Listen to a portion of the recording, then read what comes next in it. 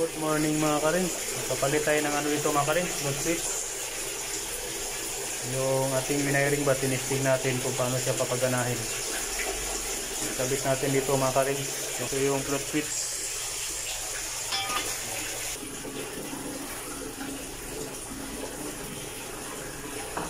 Ang isang float switch, siya naman yung mag-cut in o i-on niya yung motor para hihigopin yung tubig.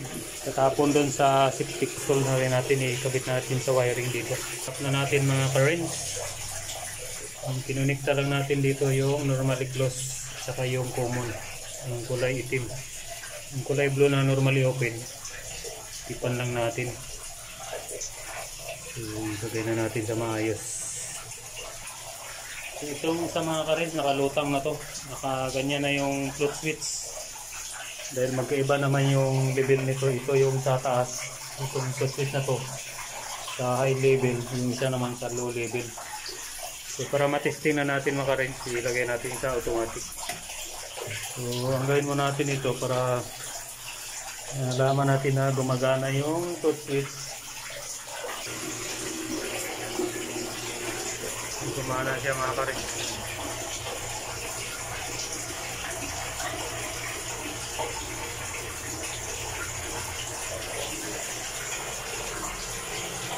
Yung float switch mga karins, siya yung mag-cut off ng motor. Ayan.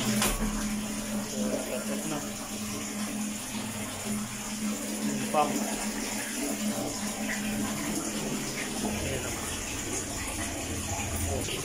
Ito yung gawa natin mga karins.